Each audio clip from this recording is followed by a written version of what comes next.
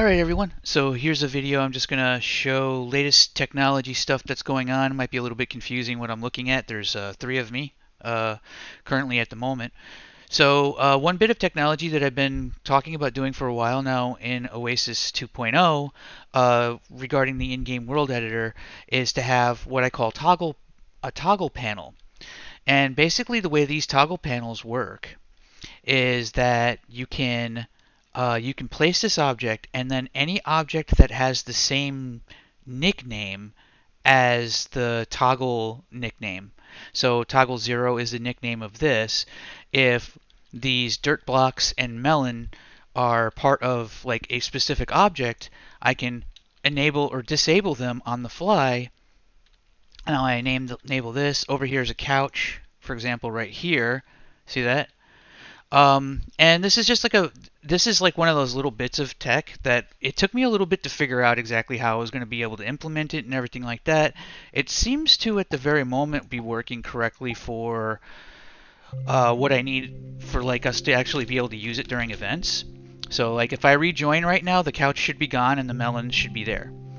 Um, Whenever you have something as a toggle, the toggle will always be disabled by default, and then you enable it.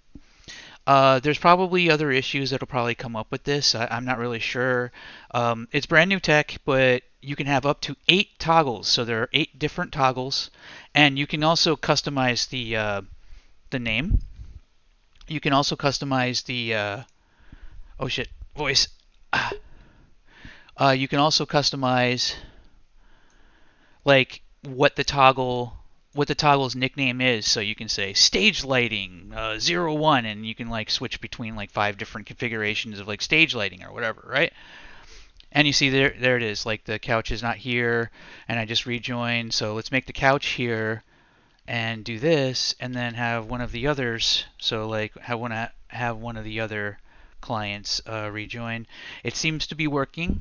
It's not a super complicated script, but it requires a little bit of finesse in order for it to work. And then after I get this client to rejoin, which should be pretty straightforward, um,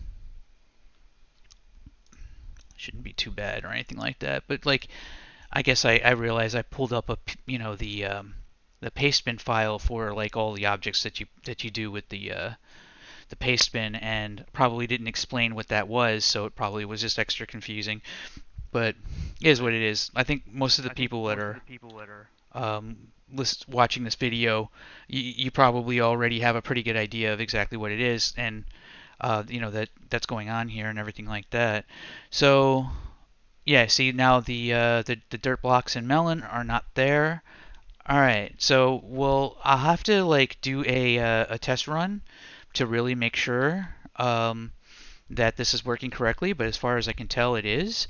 Um, and everything like that. So what we're going to do right now is we're going to also check out some of the other new tech that's going on. So many of you probably might be aware of the fact that I've decided to bring back the entirety of the catacombs underneath the Citadel, and Club Solwell is one of those places. And if I fast travel to Solwell, this is the fast travel area. Now, this is a little bit different because it's a lap dance community environment. So what does that mean? It means that there's different requirements and different things that necessarily need to happen. And in some cases right now, I think this script is probably not going to work super well if you have multiple clients with exactly the same name, because it utilizes the name in order to be able to figure out who is who. So I have a bug that I'm not going to be able to recover from when I show the club gate system and as it currently is right now, because I have 3 clients all with the exact same name joined to the world. But with that said, here's an example of like at least being able to just put the gate up, right? And then, okay, excuse me, you have to switch to a poorer, better avatar, and you have a bunch of stuff like that. One of the other things that this does, which maybe is not super amazing, is that the person who's doing the door can actually sit here and enjoy the event. One of the things that we had a big problem with in the past is that we have to stuff somebody for like 2 hours in a random hallway or doorway or something like that, and they have to like wait for it, but they want to just have a good time. So you can actually see where everybody is. Um, at all times. Now, the interesting thing about this is that if you have people come in and they're not already on staff, and if they're not already allowed in, their names will appear on a list here, and you just click their name, and then it will allow them through the gate individually. So you don't have to just disable the gate so you can let them in. You actually can be like, okay, I know you three over there have very poor avatars. All right, can you switch? Okay, okay, you're switched. Okay, boom, I'll click. Okay, now who's over here, right? So it's like a really basic system, but it's like a really nice one for doing that kind of stuff. So um, I guess we'll have to see how it goes. Like I'm not really sure what it'll be like to have that in action in its entirety. It'll be really fun. So maybe like we'll have like a an event here at some point, which I think would be a vibe. It would be pretty fun to do that. Now you notice how I have, see, I have like two of me here. Okay, I'm gonna allow myself through because I'm me, so I'm always allowed through the gate. So like, um, when you go back into the later area. Oh, by the way, like I could show you the way this place actually looks in um, uh, it'll probably be YouTube copyrighted music, but oh wait, actually I just don't have to record the sound, do I? I can just do that real quick, and that's probably fine. Let's see, do I have any sound? Okay, let me just mute the sound, but you'll be able to actually hear the music. You'll be able to see what the visuals are like for this particular thing. So, all right, so I'll go ahead and I'll turn this on. So well, running with all of the latest bells and whistles um, of the latest like Oasis, visually things are a lot further along than they were back in the day. So it's actually going to be pretty nice to have this place sort of, back again. So once the music starts up, and you'll be able to kind of get an idea of what the visuals are actually like when they're going at full at their entirety. So there we go.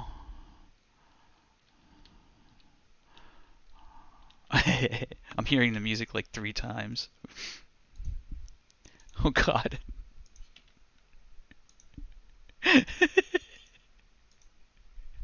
Okay. All right, all right. See, so you see how the lighting actually affects like things and everything like that, and the dancers will be fully lit and have like all these things and actually even cast shadows and stuff like that. We did it at Asteria for a little while, and it was well. I don't want to say fire because there's always a fucking pun with that, but like is what it is, right?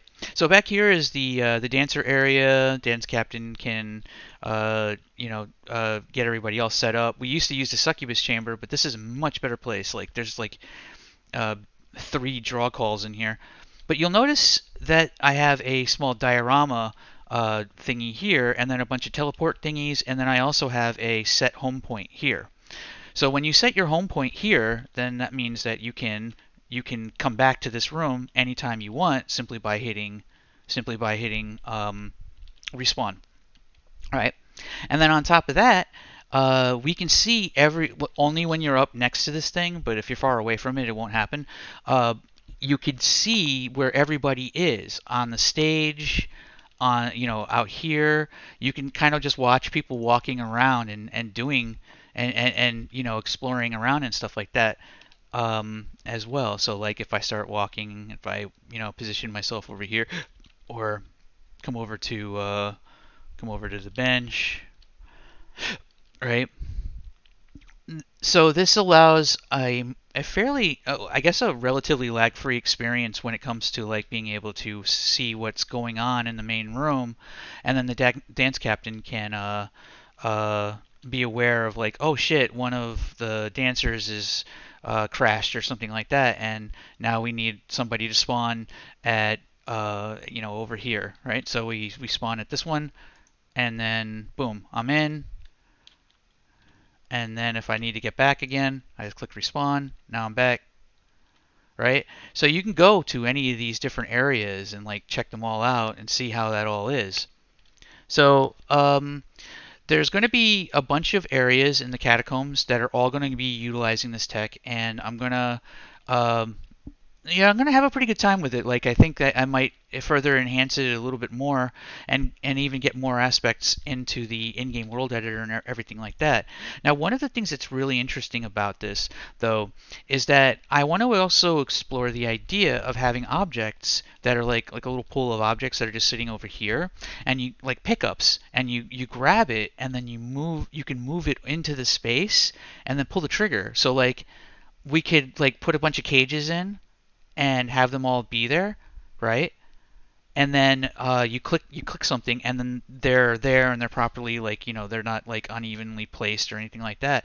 It would allow for us to be able to do a lot of different things that were just kind of not really possible before. We could have like curtains come up, right? And it would literally be somebody just grabbing some curtains with their hand and then just raising the curtains that way and stuff like that, right? So there's like a lot of just I don't know. It's a pretty interesting like there's a lot of interesting possibilities with this, and all of the different venues from the catacombs are all coming back. So we're gonna have the blood pit, we'll have the dungeon, which was at one point referred to as the catacombs, but the catacombs. Let's see if I can find the person that's closest. The catacombs is actually um, this area out here, which is part of the open world. It's not actually part of a venue anymore. And then I call the other area the dungeon. So the original solo map with full lap dance capabilities and everything like that will be using all of the new tech that I've got going on will be part of the catacombs. So we'll have the dungeon, Hysteria, So Well, Blood Pit, and then eventually we'll have Feeding Grounds as well. And Feeding Grounds is going to have a really interesting venue because I want to do something very different, very, very, very different. Like it's going to be kind of trippy. I'm going to go pretty heavy into some weird. I don't know how to describe it. You'll see what I'm talking about once it actually does happen. So that's about it for right now when it comes to the biggest update stuff that I've got going on for Oasis. I didn't talk about the light holder kit. Okay, so let me go ahead and respond real quick. So light holder kits is another bit of technology that I didn't. Also, there's a thing of pens here, so we can actually draw like on the stage. All right. Anyway, so a light holder kit is for stream hosting. Now, stream hosting is when we have a streamer come in with their stream, and they have a local light that will inverse the screen lighting, which causes a pretty nice like strobing effect or whatever, right? So when the screen is dark, the strobe is bright, so you end up having light kind of going back and forth from two different directions. And if you place that strategically, it means that the stream host will always have really good lighting on their avatar, even when it's dark in here, because the light will be at its brightest when the main light is at the darkest, and vice versa. So we have this ability to have like extraordinarily beautiful like avatar dancing as a stream host and stuff like that, right? And yeah, so that's about it right there. There's this the stream hosting thing and everything like that. I do have some stuff that I need to talk about for Darknet, but I'm gonna have to do that in another video because I imagine that people are gonna be in a different direction when it comes to that particular stuff. But yeah, I do think that it was kind of necessary for me to at least make a video just to go over what's changed, what's here, so you can see it. And then expect to start seeing a lot more advancements to the in-game world editor. I'm kind of like starting to get a lot more into the technical side of things, and a lot of the stuff that I'm going to be doing with Darknet is going to be kind of interesting as well. So anyway, I'll talk to you guys later, and see you in the next one.